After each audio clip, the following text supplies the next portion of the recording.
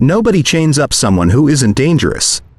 And the moment One Piece finally pulled back the curtain on Loki, the accursed Prince of Elbaf, the entire fandom split down the middle in ways I genuinely did not see coming. Because this isn't just a new character reveal. This is 7 years of build-up crashing into the present like a tidal wave, and what washed ashore is simultaneously the most hyped and the most controversial figure Oda has introduced in years. So let's actually dig into why Loki has the community absolutely at war with itself, because there are at least 7 different arguments tearing the fandom apart right now, and some of them are going to keep burning long after Elbaf ends. Let's start with the obvious one. Power. Because the second Loki appeared on screen, the comments exploded. One side is screaming that this man hits harder than Kaido ever did. The other side is pumping the brakes and pointing at Katakuri, King, and Yamato, characters who got massive introductions, massive aura, and then got absolutely bodied when the actual fights happened. And here's where it gets interesting, because both sides are actually right in their own way. The hype around Loki's introduction is undeniable. The chains. The presence. The sheer visual weight of this giant man locked up like the world was afraid of what happens when he gets loose. One YouTube commenter put it perfectly. They said Loki screams power visually. That's not an accident. Oda engineered that image deliberately. Every design choice was calculated to make you believe this man sits at the very top of the food chain. But Oda has played this game before. Remember when Katakuri was introduced? The fandom was ready to crown him the greatest villain in One Piece history. The guy had a future-seeing observation haki, a Logia-level paramecia, and an undefeated record that felt genuinely untouchable. And then Luffy cracked him. That's the pattern that the power realists in the fandom keep coming back to, because Oda's introductions are always designed to make you believe someone is invincible, right up until the moment the story decides they aren't. Yamato had the same energy. So did King. So the debate isn't really about whether Loki looks powerful. The debate is about whether the payoff will match the packaging. And right now, nobody knows the answer to that. The war between the Loki hype beasts and the skeptics is going to run for as long as this arc does. Then there's the villain versus ally question, and this one is genuinely fascinating because the manga itself has already started answering it, and the answer is not what most people expected. When Loki first appeared, the framing was pure antagonist. Chained up in what looks like a Viking prison, labeled the shame of Elbaf, called the accursed prince. Everything about that introduction was designed to make you read villain. But here's the thing about One Piece. The show has a long, documented history of setting someone up as a monster and then slowly revealing they were misunderstood the entire time. Kuma. Katakuri again. Even Doflamingo, who was absolutely a villain but whose backstory forced you to understand, if not forgive, how he got there. The fandom has been trained by Oda himself to never take a first impression at face value. And then the manga went ahead and confirmed something that genuinely broke the community's brain. Loki eventually ends up allied with Luffy against Emu. Read that again. The accursed prince, the shame of Elbaf, the man in chains, fighting alongside the Straw Hats against the single most powerful figure in the One Piece world. That pivot is either one of the most satisfying character arcs Oda has ever constructed, or it's a whiplash-inducing swerve that will have half the fandom screaming retcon. There is no middle ground here. Either Oda plants enough seeds in Elbaf to make that alliance feel inevitable in hindsight, or it comes out of nowhere and people lose their minds. The debate has already started, and we haven't even reached that point in the anime yet. But let me get into the controversy that I think is actually the most philosophically interesting, because it goes all the way down into the foundation of the One Piece mythology. Who is the real sun god? Because Loki, at some point in Elbaf, claims to be the sun god. And Luffy already has Nika. So now you have two characters in the same story, in the same arc, with the same divine title, and the fandom is going absolutely nuclear over what that means. One camp says it's straightforward. Loki is a fraud, a pretender, someone whose claim to that divine identity is part of what makes him dangerous and delusional. The other camp reaches back to something Vegapunk said that most people probably half remembered and then filed away. that devil fruits are physical manifestations of human dreams. Desires given form. If that's true, then the dream of a sun god isn't exclusive. Multiple people across history could have dreamed that same dream. Multiple sun gods could exist simultaneously, each one representing a different version of that hope or that power. That theory, if Oda actually goes there, would be genuinely revolutionary for the lore of this series.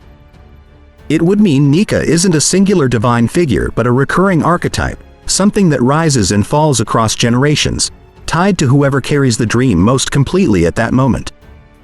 And if Loki's claim to sun god status is legitimate, not a delusion, then the theological landscape of One Piece just got exponentially more complicated. One commenter in the episode reaction put it perfectly. They pointed out that if two groups of people have a fundamentally different understanding of who the sun god is, then maybe both are right. Maybe the sun god title doesn't belong to one person. Maybe it belongs to the idea itself. That's the kind of lore debate that keeps a fandom alive for years. Now let's talk about Lola, because this is the thread that drives people absolutely crazy when they start pulling on it. Lola ran away from her arranged marriage. We all know that. It was a whole plot point back in Thriller Bark. Lola was supposed to marry some powerful giant prince. She bolted, and Big Mom spent years furious about it. And for a long time, fans assumed that whoever Lola was supposed to marry must have been some enormous, terrifying brute that any sane person would run from. That assumption made total sense with zero additional information. Then we actually saw Loki. And he's, to put it bluntly, striking. Tall, imposing, sharp, with this dark mythological energy that, visually, is nothing short of extraordinary. So now the question has completely flipped. Why did Lola run? Because the "she ran from a monster" explanation no longer holds when the man himself looks like he was sculpted specifically to be compelling. So either Lola knew something about Loki's personality or history that made him genuinely dangerous as a husband, or she had information about Elbaf and the political situation that made the marriage impossible on principle. Or, and this is where the fandom gets loudest, Oda simply did not design the original silhouette of Loki with this final version in mind, and Lola's motivation is going to require some narrative retrofitting to make sense. That last possibility connects directly to the design retcon debate, which is its own separate war. Because there was a silhouette of Loki back during the whole Cake Island arc. And that silhouette was, I'm going to be honest here, not this. The original outline suggested someone shorter, broader, with a crown that read almost comical compared to the figure we have now. The current Loki is sleek, enormous in the way giants are enormous, and carries himself with a visual gravitas that is completely inconsistent with that old sketch. Now the defenders of Oda will tell you that early silhouettes are never meant to be accurate, that they're intentional misdirects, that Oda has always treated those teaser outlines as impressionistic rather than precise. And they're not wrong. There's precedent for this. But the critics are also not wrong when they say that the gap between the silhouette and the reveal here is wider than usual. Wide enough that it reads less like an intentional mystery and more like a pivot. Whether that constitutes a retcon or a creative evolution depends almost entirely on how much grace you're willing to extend to the author. And in a fandom this passionate, grace is not always in abundant supply. Then there's the darkest thread of all. The one about King Harald. The theory circulating in the fandom, based on contextual details Oda has been laying down, is that Loki killed his own father to take the legendary devil fruit that now defines him. Patricide. If that's true, it changes everything about how you read this character. The faction that despises Loki points to that as an unforgivable act, a line so fundamental that no amount of tragic backstory can truly rehabilitate someone who crossed it. Kill your father for power, and you've told us everything we need to know about who you are. But the other faction, the one that goes to bat for Loki, draws an immediate parallel to two of the most beloved character arcs in the series, Doflamingo and Kuma. Both of those characters did terrible things. Both of those characters had contexts that the audience wasn't aware of when the terrible things happened. Both of those characters became significantly more complicated once Oda revealed what was actually driving them. The Doflamingo backstory is one of the most devastating pieces of writing in the entire series. And Kuma's story broke people in ways they weren't prepared for. Now there are fans actively expecting Loki's past to be, quote, sadder than Kuma's. That is an extremely high bar. That is a bar so high that if Oda doesn't clear it, the disappointment is going to be volcanic. And that brings up the possibility that maybe King Harald wasn't a good king. Maybe Harald was the real villain of Loki's story, the way Doflamingo's father was, in a completely different direction, a source of suffering rather than safety. The pattern in One Piece is clear.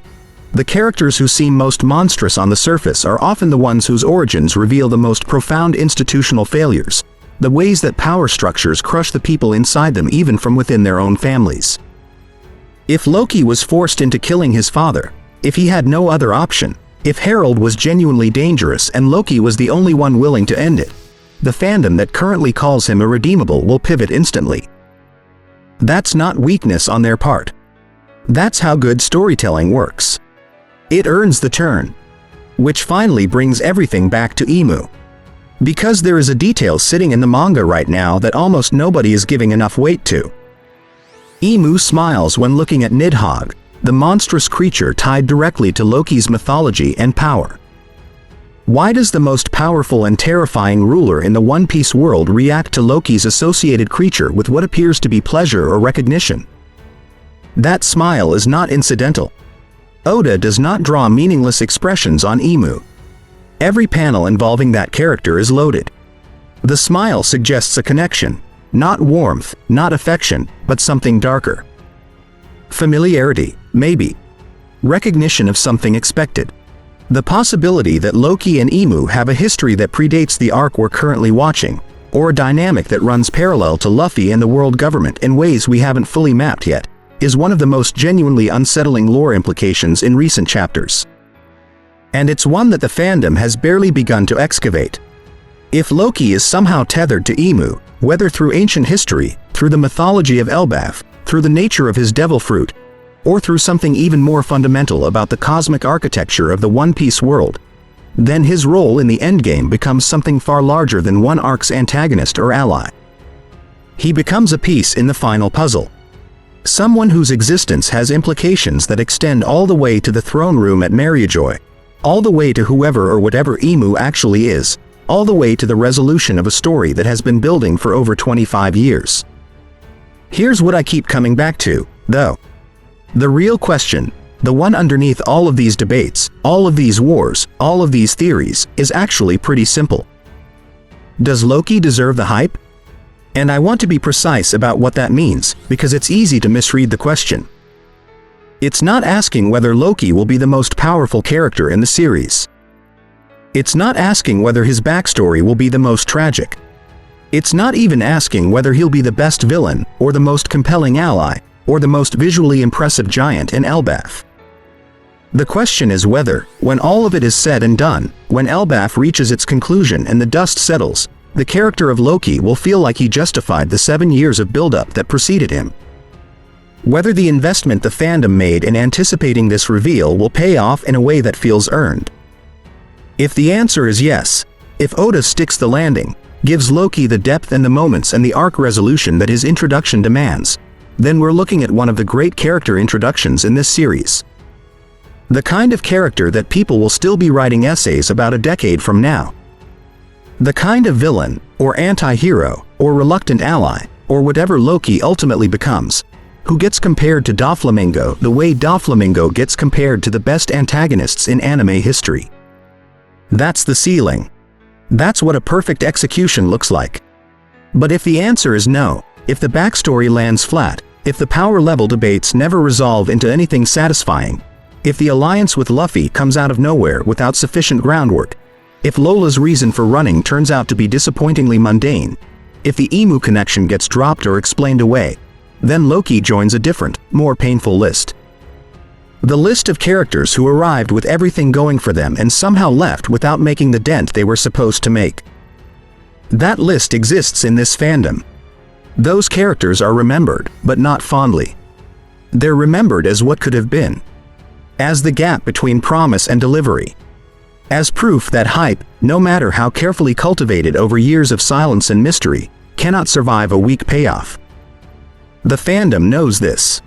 That's why the debates are so intense. That's why people are already staking out positions and defending them with everything they have. Because nobody wants to have invested 7 years of anticipation into something that ultimately disappoints. The passion behind every argument about Loki's power level, every theory about his connection to Emu, every defense of his character against the Patricide accusation. All of it is the fandom trying to control the narrative, trying to will the story into being as good as they need it to be. And that's actually the most human thing about all of this. It's not just about One Piece. It's about the relationship between a story and the people who love it, and the terrifying vulnerability of caring deeply about something you have no control over. Oda has never given us a reason to stop trusting him. Not really. Not when you zoom out far enough and look at the whole arc of what he's built. But trust accumulates through delivery, and right now, Loki is the biggest test of that trust in years. The chains will come off. The story will answer the questions. And when it does, the fandom will know exactly what Loki was always meant to be. Until then, the war continues. If you enjoy this video, please like, share, subscribe and hit the bell to the later update from my channel. Thank you for watching till the end and see you in the next video.